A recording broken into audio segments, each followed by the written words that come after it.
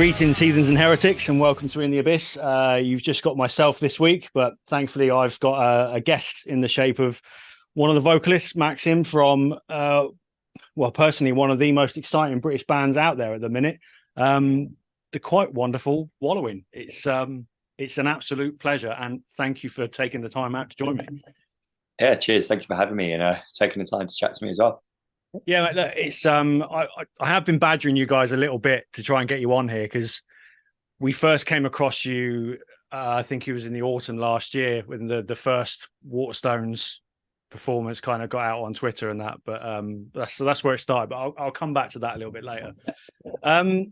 We'll start off with this year. Start off with where we are right now. Earth Reaper's been out a couple of months. Stunning piece of work. It's just. Took me a little bit of time to get into it, but when it did and everything kind of clicked, it's a fucking monster of an album. Yeah, and you've received loads of positive feedback from it all over social media, the reviews, everything. Like you've got to be pretty stoked with how it's gone so far. Yeah, I think we're all really, on the one hand, surprised, but also really grateful and thankful for it all as well. I think we knew what we were getting ourselves into in writing, really ambitious piece of music that's incredibly complex. Like you say, It takes a bit of time to get into. And so we're, all very nervous because it's maybe not pick up and go and you know exactly what you're going to get with it. So just hearing that people have taken it on board and taken the time to get familiar with it and have a positive reception is, really nice. Yeah, I think we're in a time now where music is getting metal, especially, is getting more extreme, granted, but you can be as extreme as you want, but if you haven't got content, you haven't got some songs to back it up, then there's not much point, is there? Yeah, exactly. You got to have the riffs in it. Yeah, and you've got that in droves, you guys. But it is like nothing I've ever heard before. There's been loads of bands over the years that do noise, if you want to use that term. I don't personally like it, but it's there. But everything that's going on in this album, I can hear doom, hardcore, jazz, death metal. I'll get to the black metal part of it in a minute. So all of you guys together, where do all these influences come from to create something like this? So the main, yeah, me too as well, trying to figure it all out. But going through mainly writing wise is the guitarist, and then with us all adding our own little bits and pieces as well. That's one good guitar bit from me. The bassist wrote some various bits as well. Mostly in terms of writing influence, I think both of them are huge, massive fans of Rush and Chicago and Camel, all of those, really big prog bands. So what they've done really is written a ridiculous prog Rush inspired epic opus in the style of extreme metal, bringing in all the aspects that we really love, we all listen to and playing along with, and thinking what is necessary to the section of the story on top of what we want to play as well. And we're quite diverse in our ranges. We all listen to loads of different stuff. We all play loads of different stuff, and we bring those elements to the table as well. So you get this massive melting pot of ideas, and we're really good with each other at not just immediately shutting things down. We give stuff the time of day, find out what works, try a couple of different things within the framework of what we're doing, and see what fits the best overall. It's like a melting pot then, isn't it, basically? Yeah, exactly, massively. Yeah, I mean, the prog is a bit of a dirty word. It certainly is on this podcast. What you would traditionally call prog. We've had many conversations about it, and my opinions are well lamented on prog. But I think progressive it doesn't just mean long songs, does it? It's got to be something a bit adventurous about it, which is that kind of fits what you do. Exactly, it's that conceptual side. It's not just writing a riff in like 5/8 or silly time signatures because you can or you want to. It's writing it because that's what's needed, and that's what makes the song, and that's what improves the song. If you're just dream theatering and wanking around, in like ridiculous time signatures because that's what you do, cool, man, but I'm not here for it, and it's not necessarily interesting or engaging beyond that surface level technicality. Is it musically, theory wise, very impressive, and playing wise, sure, but it doesn't do it for me, if that makes sense. For me, and especially the boys, it's like the main aspect is that soul, that drive behind wanting to do it because you love it, you're creating a story, and you've gotten past the point where doing the basic stuff is interesting for you. Yeah. And you're doing stuff that you want to listen to, that you love, not just because I've sat down and mathematically worked out that this is what this section fits perfectly in theory wise, ... You've got to push boundaries, I think, haven't you? If you're going to consider yourself progressive, don't, stand on a stage and like you said, just wanking off for 10 minutes. It goes nowhere. You've got to have, it's got to go somewhere. I think that's what I'm trying to, prog is just a hard thing to quantify. I've tried hard with it, but it's never, Exactly, yeah. And I think when we say prog and we call ourselves technically a prog band, that's way more in the vein of, classic prog, Rush, Camel, rather than any technical progressive death metal or anything like that. I think two sides of the same coin, but worlds apart. But your heavier sort of doomier end of your music makes me think of, the early days of Cult of Luna and bands like ISIS that, I was really got really into those about 20 years ago. And I think that's what's excited me about the album. I'm hearing that same kind of intensity all over again that I haven't heard for a long time, to be fair. It's not just intensity, it's intensity and atmosphere as well. It's creating that sense of dread throughout everything you do, whether it's a smashy hard like metallic hardcore riff or the drone sections, the doomy stuff. It's that little sprinkle of post, just that nice atmosphere that's permeating through the records. And the noise helps with that. Having the whole overall concept really helps with that, because we're in the room doing it and writing this album. It's like, drummer's going there, he's trying to figure out what's going on. It's like, right, describe what's happening here. It's like, well, it's a fucking space battle, man. The drums are going to sound like a space battle. It was like, no, I want to know what you're playing. He's like, stop thinking about what I'm playing. It's a space battle, right? Space battle drums. And that's what happens. And that's basically what the whole approach is as well. It's what's happening here. How can we best reflect this whilst being absolutely ridiculous in the music? No, I love that. The fact that it sounds to me from the outside that it's all just coming together naturally. You don't overthink it. It's just, what you all bring to the party. Yeah, exactly. Cinder blocks. Yeah. I don't want you to give away any secrets or anything like that, but I've seen this knocking about and I've tried to kind of work out where it is. But what is that true? Yeah, so they make it's one of those things, once you hear it, you can't unhear it. Right. Okay. But it's not necessarily the sound you might think you're looking for. I think I can say that. That's what we've said about it before. But it's that kind of came about. We were in the studio recording the album, taking a quick smoking break outside, sitting there, and it was like we were doing the noise at this point, and we do lots of synth stuff. We do lots of organic noise and sounds as well, just using a lot of random bits and pieces that around the studio with Joe at my studio in Manchester. Anyway, outside, look down. It's like there's just two bricks there, building bricks. Oh, wouldn't that be great just to like grind them together, get a dirty little noise? And then Joe's there like, I've got something better. We go downstairs, he just drags out these massive cinder blocks. And the other vocalist mostly does all the noise and stuff. He's been pretty mellow for most of this recording process, kind of sat there doing his thing. I've never seen a man sit bolt upright so quickly. It's like child with a new toy of just like the sheer glee of like, you mean I get to like rub rocks together with my hands and create dirty noises? Amazing. And so we did a lot of that. It's nice because they hit this perfect point where they're grinding and squealing away, and it just really cuts through really nicely as well. But it's one of those things, there's so many other weird noises going on with the record as well. It's just narrowing into that one. But it's nice to like use that organic noise. It gives it that richness to the sound, Yeah. It must be quite cool when people pick up on things like that. You know what I mean? Yeah. Yes, it's like, there's one ridiculous like slam style sub drop that we just couldn't not put in the record as well, which is lurking around near the end. And the first time we heard that, the level was a bit loud. I was kind of sat in the corner of this monitoring room, right in the bass trap. It's like, oh yeah, here we can suddenly hear it. You literally like shook off the seat. It's like, all right, it's maybe a little bit loud. But it's, all those little extra bits in there that bring it from that 90% finish to 100% done. Yeah, no, that's really cool. I mean, I'm glad it's sort of, again, going like talking about progressive music, doing that kind of thing could come across as pretentious or a bit wanky, or why are you doing it? But when it's all actually part of the concept, and then it works, doesn't it? Exactly. picking on a couple of songs off the album as well. Particularly the first one that kind of made me really take notice was Cyborg Asphyxiation, which I thought was just fucking nuts. And then I heard the title track, all 20 minutes or 21 minutes of yeah. How do you write a 20-minute song like that? Because it goes everywhere, and every time something comes along, you don't expect it. And even now, every time I listen to it, it's still bits I don't expect. It's helped along by the conceptual side.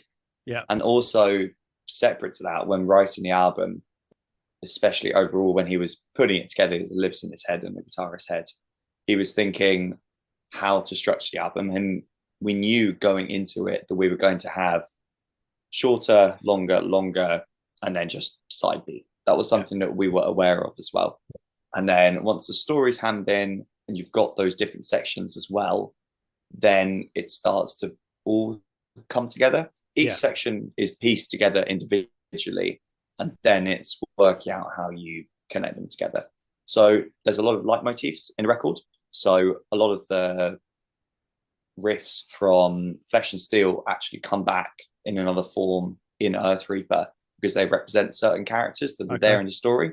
And that gives it that nice continuous edge to it. It's like, okay, what's happening in this section? Oh, they're actually being tracked in the background by these figures in the back. And so here this riff kind of sneaks in, and that gives it a really nice link into the next section. So it's either you can wash it out with noise, or actually, because the riffs are written to fit together like pieces of a puzzle, they do fit together nicely like that. Fucking hell! All right, I didn't expect it to the thought process that goes through your guys' head is the songwriting process. Not being a songwriter, I've said this on previous episodes, it always fascinates me anyway. But to this level, it's again, even me, like, still, it for all of us trying to get our head round it through the process of writing was such a task as well. There were so many points. It's like, I think it should be this. We think it should be that. It needs to be this. And one of us is just sat there like, I can't do that. That's beyond me. And then when I was like, you can. No, man, I can't. And then a week later, you're doing it and you're like, how did it come to this? And that's every week of writing the album. Just, it's never going to get boring, is it? No. That you signed to Church Road Records for this album as well, which I think is a great move, because it's such a great label with so many top quality releases almost every month now. How did that kind of come about? They actually reached out to us, I believe. So obviously looking at new album, looking at what the next steps were going to be, potentially different labels. Slodgel was awesome for Planet Loss. I think the reception for that was really good. I wasn't with Wallowing at the time, but was also a big Wallowing fan, which is cool. And then now with Church Road, they reached out, and it just kind of seemed like a no-brainer, both because amazing roster, they're in bands themselves, so they completely understand all the extra bits that go into it. But because they were really receptive to all the extra stuff that we do, we were saying, okay, we want to be doing these comic books again. We want them to be going out with the album. They're like, oh my God, amazing. So on board, which, seems, again, like a no-brainer. They want to do all the cool shit that we want to do. They're local, really good UK roster. They seem to just be slowly collecting all the best kind of heavy acts in the UK. They do. Underjarch just signed to them. And and they give everyone their time of day as well.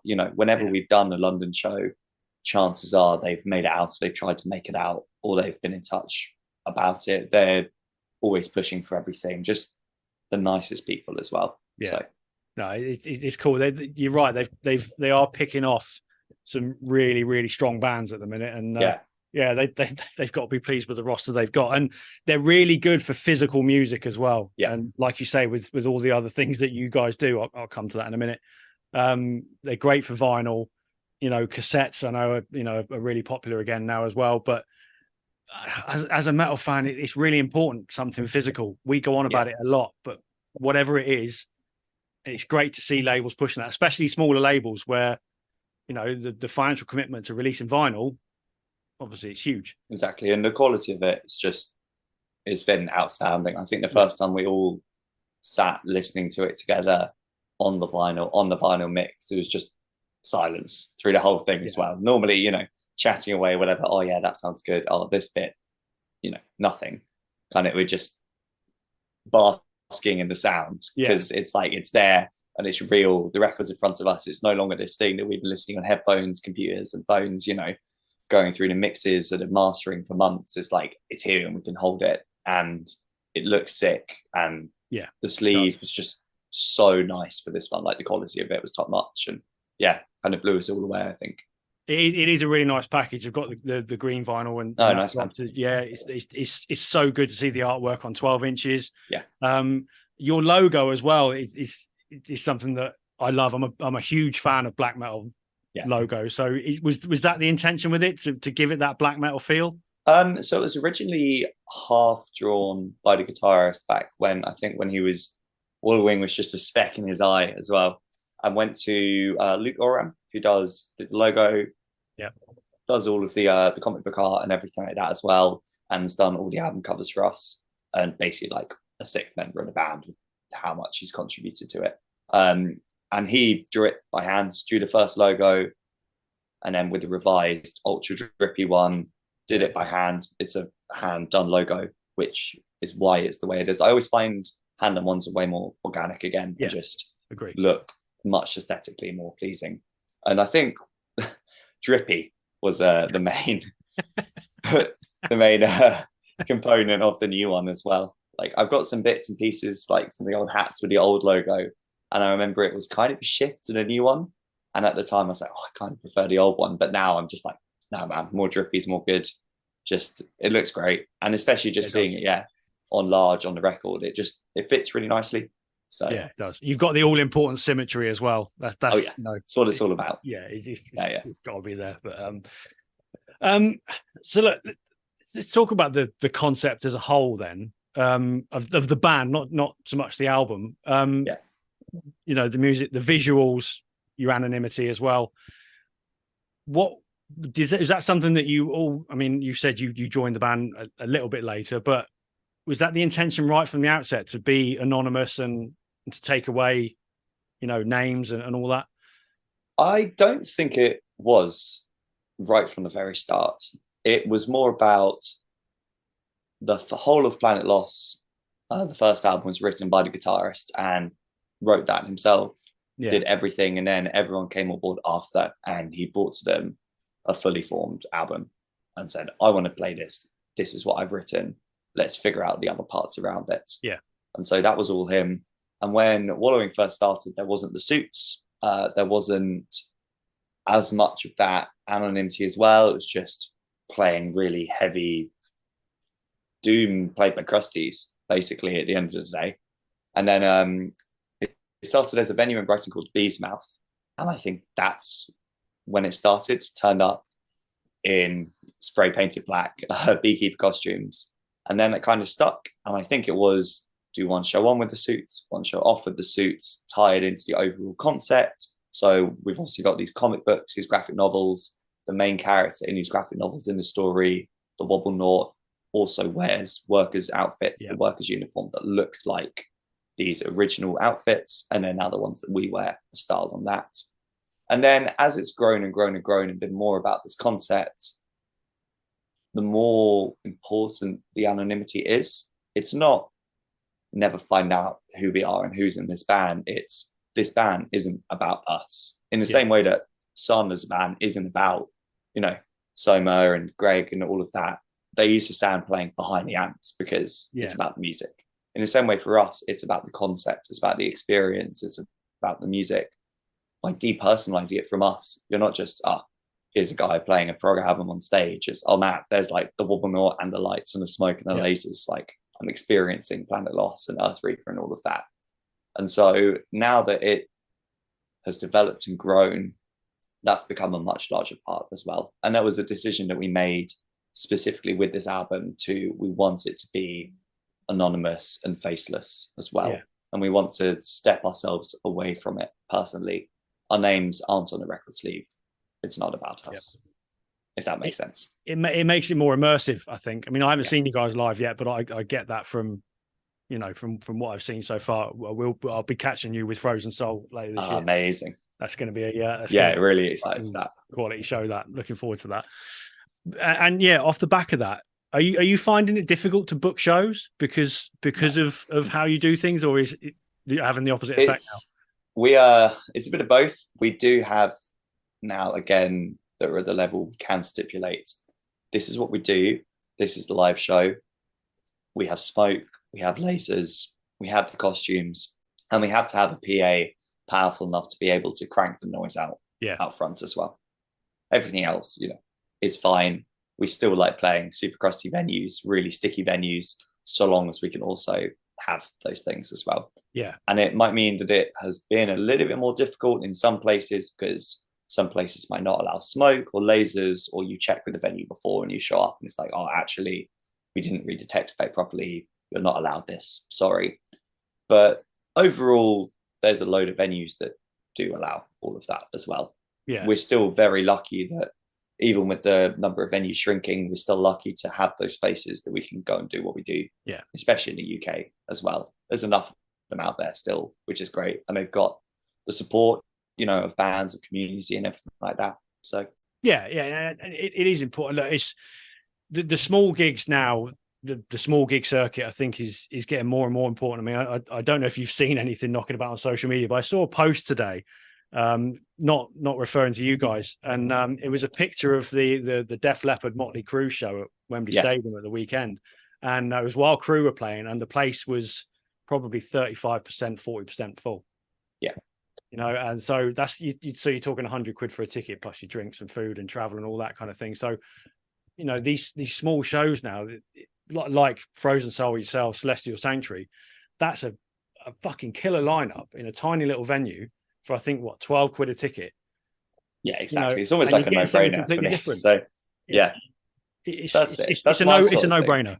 And I've always, since I started going to shows and everything, went to a couple of big shows, but pretty much from like when I was able to get into venues at 18 and all of that, it was £5 all day, 7 bands, and for me, that's always been like, that's not a usual thing. I still find that surprising. Yeah. And even now it's like costs going up, completely get it. But yeah, for those massive like stadium shows where it's 100 quid a ticket, I can't quite wrap my head around it. I don't think I'd ever do it, It is. It's fucking mental. But look, I suppose artists, they have to make their living, if you're making a living from it, by touring. So it's a bit of a catch-22, isn't it? We've got all this essentially free music out there, or 10 quid a month, whatever. We're now almost paying the price for the tickets because that's where they've got to make a living from. So. And I think we're quite lucky, in the metal world, like you say, people love to have something physical. Vinyl's a big thing, cassettes, merch, massive. If you're in other genres, it's less as much of a thing, if that makes sense. So even though the streaming and stuff has taken away from a lot of those streams of revenue, if you want to make things financially viable as a band, we are still lucky on the flip side that people want cool shit. Yeah, 100%. Metal fans are hoarders. Oh yeah, that's basically what we are, isn't it? Whether it's vinyl, CDs, shirts, everyone's got something, like flags, everything. You must have everything in it, which is great. I wouldn't change it. For us, we try and keep it reasonable. Like, it's really important to us to do it ethically. Like, we have a good fan base who loves what we do and love to pick up the cool shit that we do. Action figures, comic books, ridiculous merch designs. Just finished that run of pink booty shorts and stuff like that. But it's quality. Yeah, but for us, we want to make it affordable. We never want cost to be the reason that someone isn't able to access what we do. Yeah, and we never want to take the piss with it. Some bands are, you get a t-shirt printed for £3 and then you sling it for 30 quid and call it a day. Yeah, and that's we can't do that within ourselves. No, that's just not what we're about as well. We want it to be still DIY, still ethical, but with that quality, and we've got to make it sustainable as well. Yeah, I think more and more bands are starting to do that. I think look at the quality of the goods as well as just selling merch. And I'll apologize to our listeners before I go rambling on now, but almost every week I moan about merch cuts at venues. It's becoming a real thing, and criminal, man. It absolutely is. I mean, I'm going to see Maiden at the O2 tomorrow night, and I know for a fact t-shirts are 40 quid. Yeah, it's just it's ludicrous. It's ludicrous. But I Exactly. won't spend ages going on about that. No, and you've got the option of you either take that hit as a band, which isn't good for you in the long run, or you offset it to your audience, which isn't good for them in the long run. You know, nobody wins in those situations, apart from the venues. But then O2, as a their venues, all their academies, they're the worst for it. You know, thinking outside the box now. I think selling your merch in a pub down the road. Yeah, well, that's what AFSCI did in Copenhagen, where it was. He was like, "There's merch cuts to venues. We're not doing that. Fuck that. Come to our rehearsal room. Let me know when you're here. You get 10% off anything, like whatever you want. You know, it's what you've got to do." Yeah, if it drives a bit of creativity and it makes something a bit more interesting, then maybe there'll be a positive to come from it. But at the minute, it's fucking winding me up. It really is. Yeah, it really is. But I'll leave that there. So look, the other challenges around getting out and playing live then and touring, and like you said, the cost and that. Are you hoping to get into Europe as well in the future? Is that something? Yeah, hopefully next year that's something that we'd like to do. So we played Switzerland earlier last year as well, which was amazing. And that just kind of got the bug in us as well for doing that a bit further afield. But it's just, if we can get it, the plan is try and sort some stuff for next year. We're going to be working with Tyler from Heavy Mountain Agency next year as well, who books loads of really cool stuff. Hopefully be able to sort something. And it's just where the audience is as well, and getting it out there, you know. So fingers crossed for that. What about festivals then? Do you think your performance would work in a festival setting? So we're playing at Tangent this year, which is going to be a really good testing ground for that essentially as well. It's Bixler stage, so the middle one is still a tent, but it's the daytime. It's a big one, so we'll see how that goes. Yeah. And then the one that we played in Switzerland was a small little 3-day, one venue kind of fest thing, but like 4 bands a night over the course of 3 days, and that went down really well. So yeah, festivals are a tricky one, aren't they? They're almost becoming a necessary evil now, I think. Exactly, yeah. And if we can do it, ideally it's either at night or it's in a tent, and it's fine. It's a bit weird doing it in a broad daylight. That's always a strange one. But yeah. This certain thing. I remember seeing Dark Funeral at Bloodstock last year, and it was like fucking 40 degrees heat, and they're melting in all this leather head to toe, and it was just it didn't quite it didn't work. But so we just touched on your merch game and everything like that. So and the reasons behind it. Space tapes. Talk to me about that, about these little packages. Yeah. So originally, Planet Lost came out on a load of different labels. They all get involved to release it in different formats.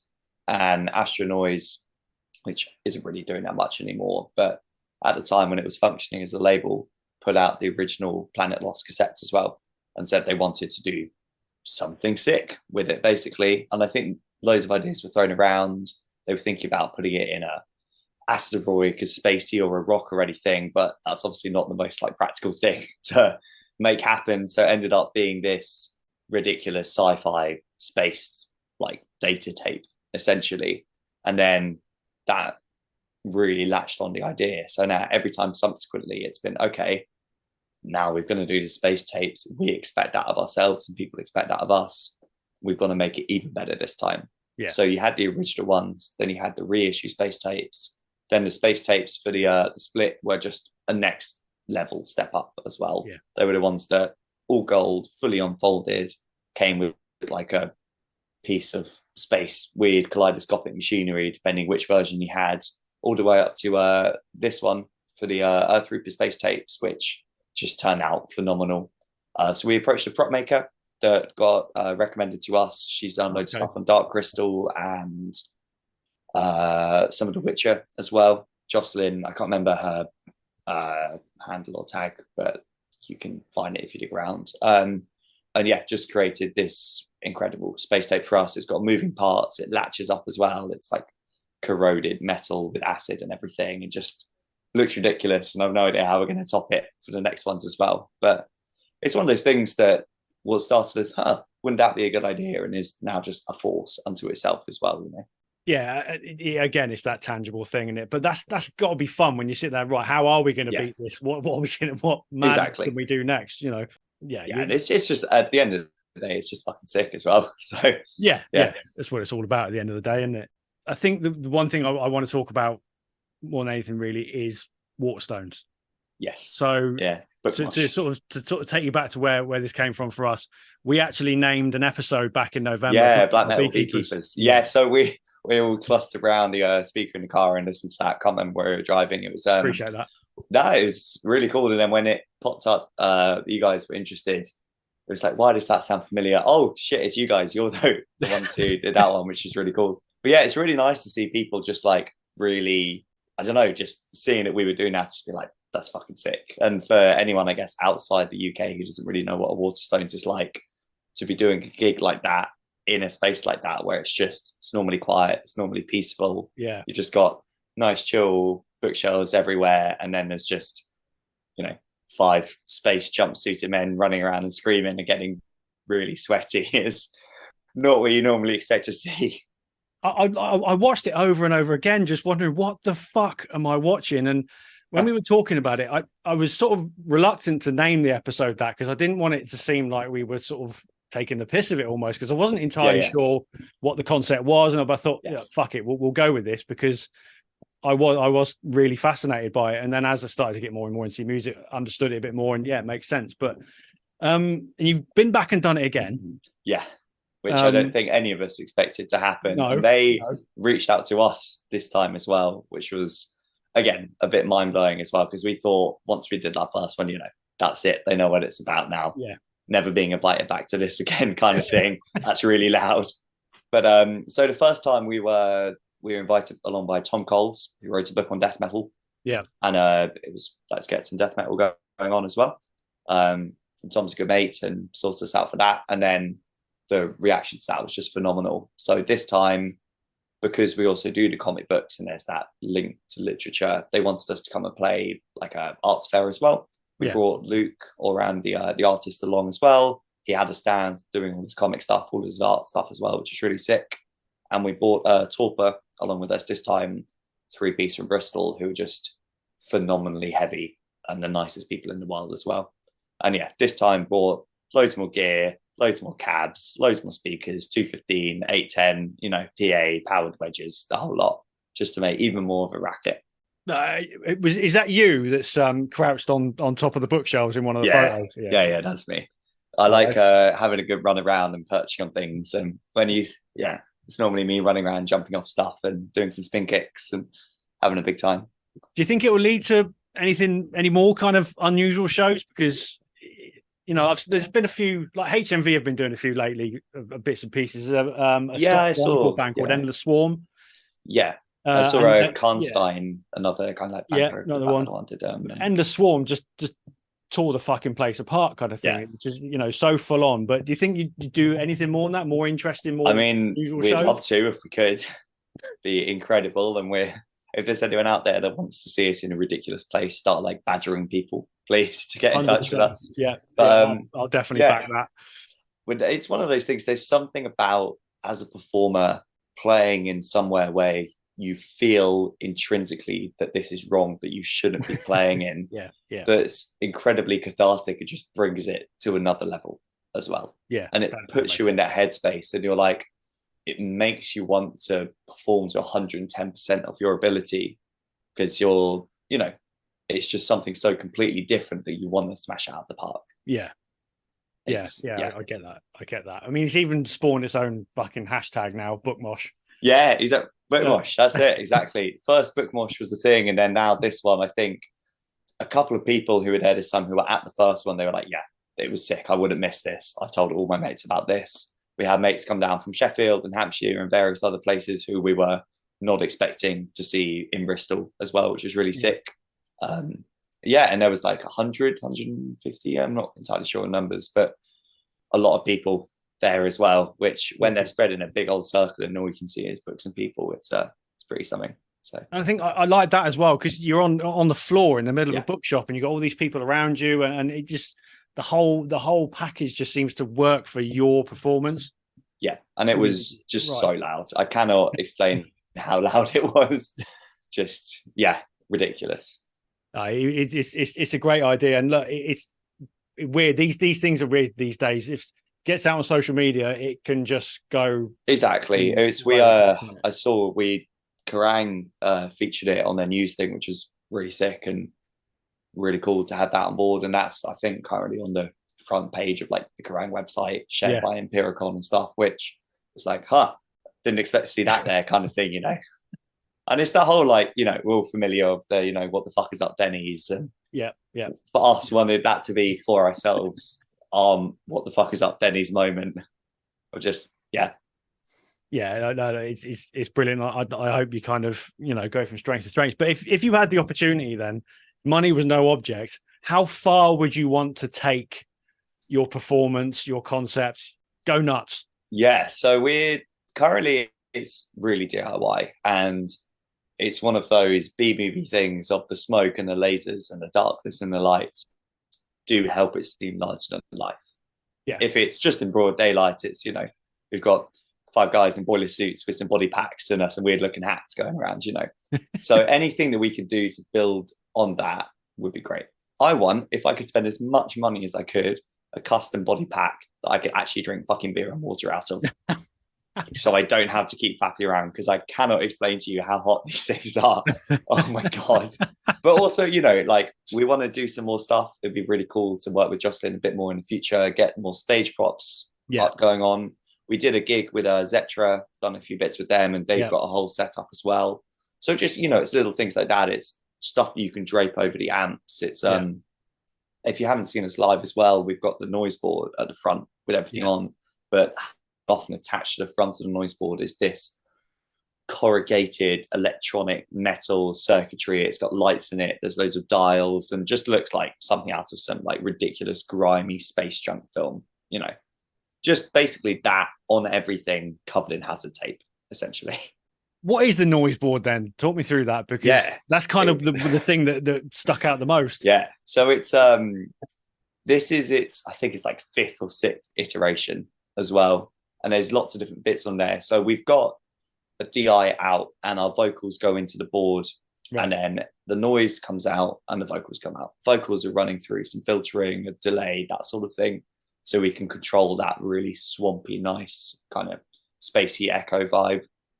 And then all the noise stuff, so the synth, the ambient noise, any samples, any like put 5 distortion pedals together through a modulator and whatever, there's a little mixing desk on the board and just a load of other different bits as well. Everything feeds into there, so we can control the levels ourselves. It feeds through a little original like Chaos pad, so you get a nice like filter sweeps and cuts going on as well. Then it all goes out front to the PA and to monitors and everything like that as well. But it just means that we can have any samples that we need. If there's a specific sound, there's another little mic that goes into the noise desk that builds into a distortion that also, you do that whilst you're blending in the sound of synth, and it's really versatile on what we can do with it. But it's a lot to think about. It's a lot to think about, hence why I'm pretty glad that there's 2 of us doing it as well. So was it always planned to have it front and center like it is? I think so. I think so. Also because that's just naturally where you are as a vocalist as well. And it was the vocalists, the ones who doing the noise, because they've got the hands to do it, and they're the noisy boys. It's been really nice having the synth with this album. There was a couple of synth bits on Planet Loss and the split that was done, but this was the first album that parts are written with synth in mind to have synth live as well. So coming in and doing that synth in the studio and then doing it live and figuring out how it works in the context of the sound, it adds a whole extra component as well to that writing process. And it's like, okay, where's it going to be used to bump up the overall sound? Where's it going to be used as a lead instrument to do lead lines? Or where's it just going to make ridiculous, spacey, glitchy noises, And it really helps having that feed into the noise board, because it gives you that control and it embeds it in the sound, in the texture. It's not like, here's a band, here's some noise, and then here's a piercing synth over the top. There's been a lot of bands over the years. When I was first getting into sort of more extreme music, and you kind of then start trawling through, or back then, we're talking 20 odd years ago, so it was LimeWire and Napster and things like that. it was a lot of it I just couldn't get my head around, but every now and then something clicks. I remember a band called The Locust. Yeah. That Kerrang at the time were raving about this, and I listened to it and I thought, no, I've got no idea what this is. It's what I can hear in you guys' music is, you've got that. There's hardcore breakdowns in there that come from nowhere, and like you said, the atmospherics, and that's what stands out. So that's where that's how you achieve it. I think it sticks in your ears, sticks in your head. There's hooks. Yeah. And exactly. It's written with that. How can this be monstrously heavy, interesting to listen to, but also catchy? Yeah. And that's something that I guess if you're in any band, something you want to strive for, but it's really hard to achieve as well, and takes a lot of trial and error. Yeah. And still, most bands have like 2 out of 3. And I'm really glad for this one. We kind of hit the nail on the head, because it's so easy to get wrong through no fault of your own. You think this is going to be the part, and then, it doesn't quite stick or anything like that. But it's been nice that it's all come together in such a way as well. And it's transformed how Wallowing performs and behaves as a musical entity as well. Yeah. Planet Lost was, especially when you go back and look at some of the videos, more spacey, more crusty, more doomy, and less overall proggy as well. So the performance was a little bit more mellow, a bit more static, vocalists hanging off the mic stand, guitars and bass still rocking around, but now it's like perching on stuff, running around, jumping. Everyone's just completely losing it, which is a step ahead. And that's because that's been provided by the music. It goes harder, it has more atmosphere, there's more doom and drone, there's more black metal, there's more death metal, there's more of that metallic hardcore going on.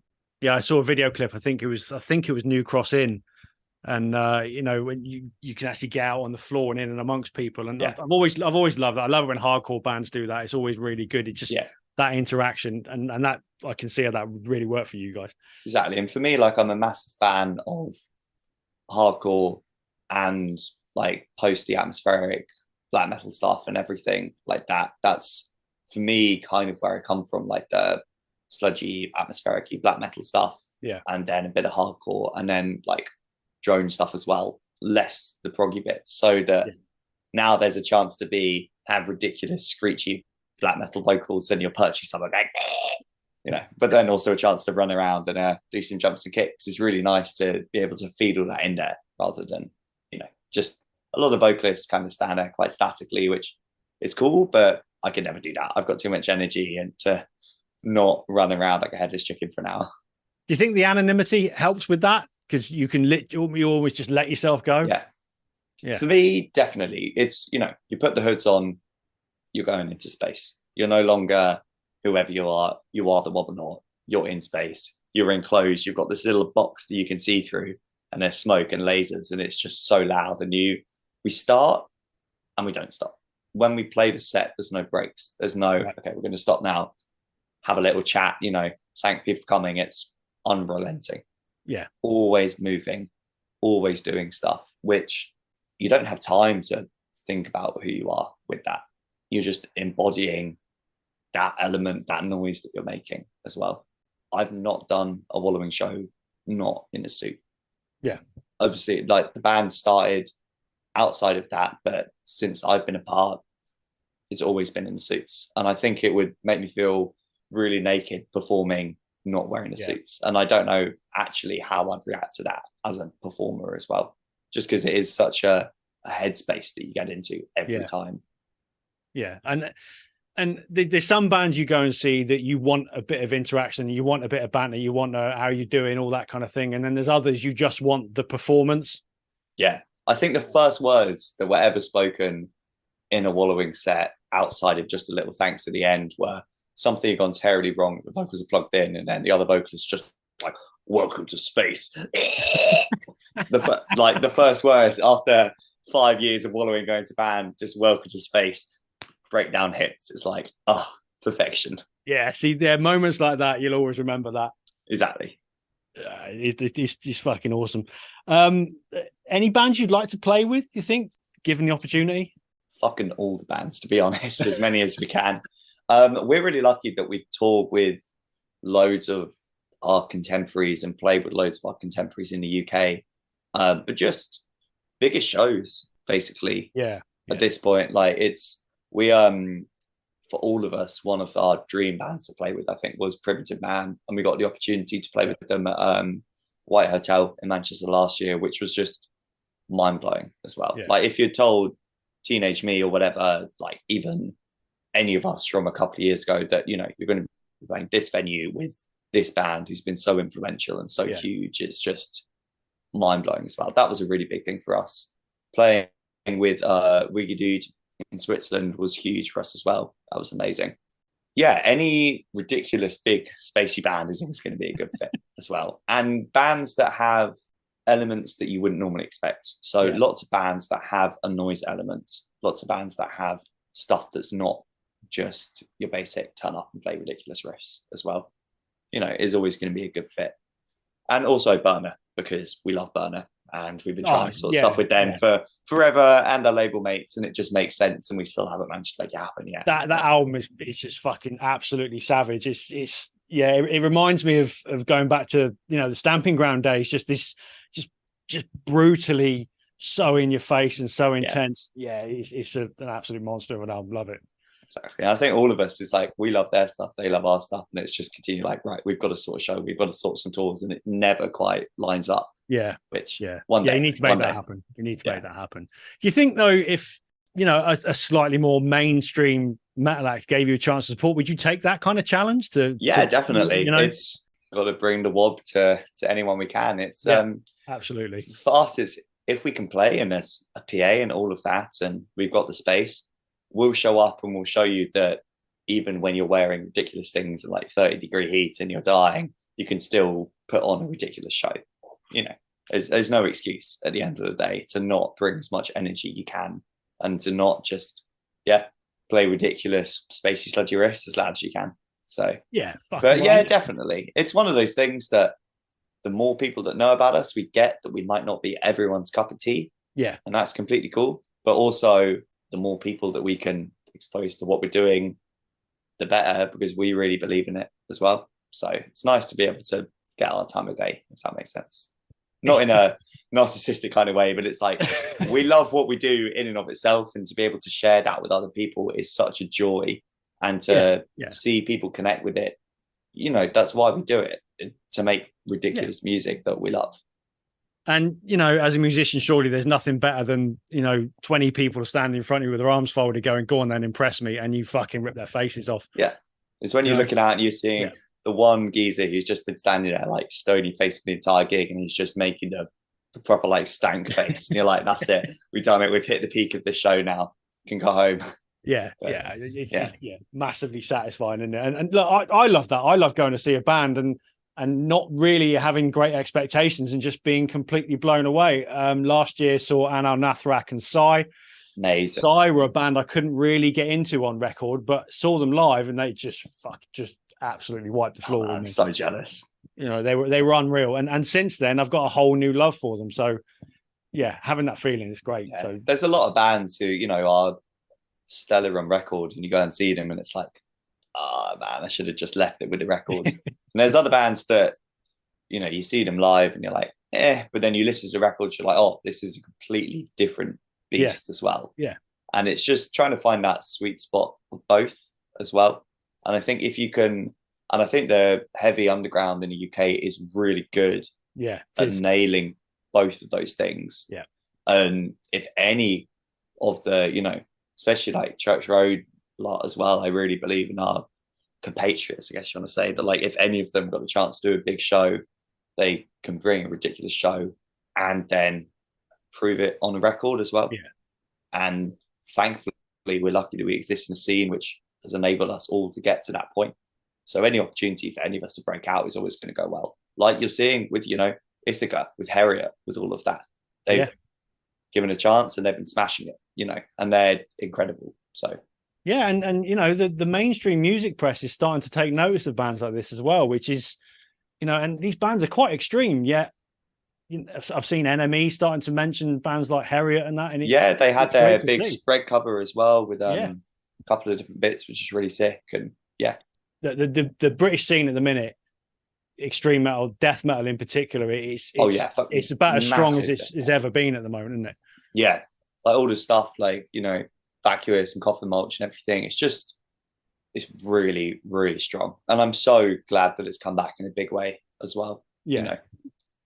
The new Coffin Mulch, that Coffin Mulch full length, the vinyl turned up today. I haven't had a chance to listen to it properly yet, but in the car and whatnot, it just makes me think of Entombed, you know, and I miss that band greatly. So just to have something coming along, especially being British, even better.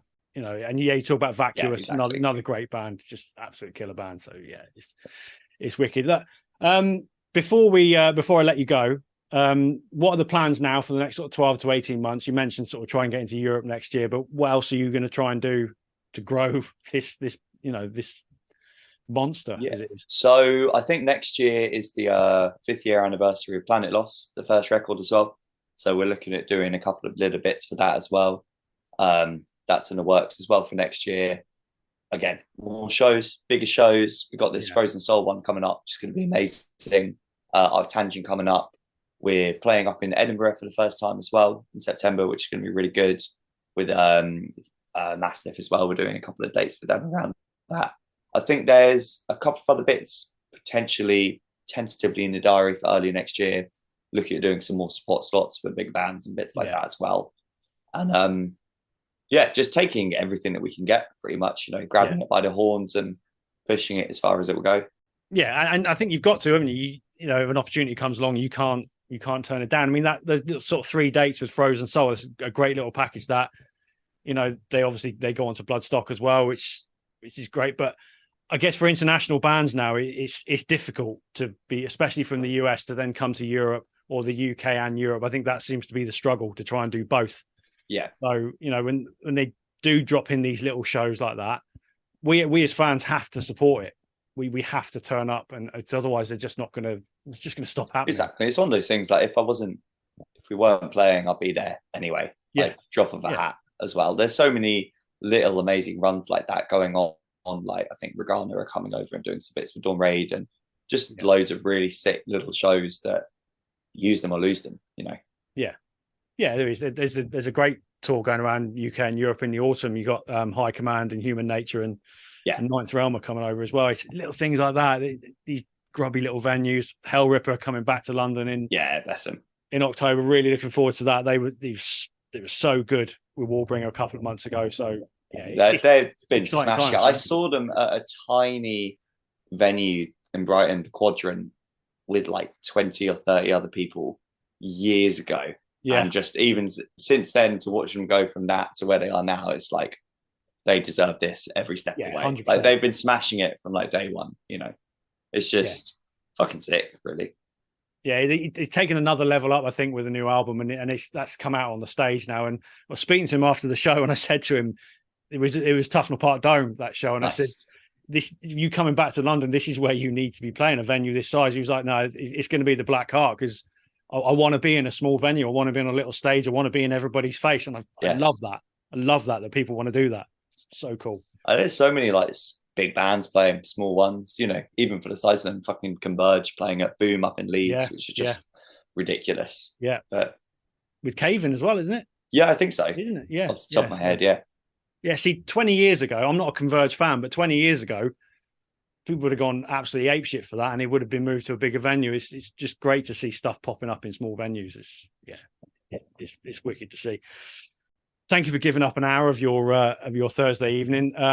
For those that are listening to this and may not be familiar with Wallowing, please go and listen and fully immerse yourself in it, because it's what we did, and we just became sort of fascinated by it. And I can't wait to see what you guys do next. Genuinely can't. And you know, I hope you sort of grow from here, and you get the opportunities you deserve, because you know, it's very difficult these days to find a band that are unique, and you guys achieved that. So, you know, congratulations, man. Yeah. Speaking of next year, we're writing album 3 already as well. So Wheels in Motion already. Wheels are in motion.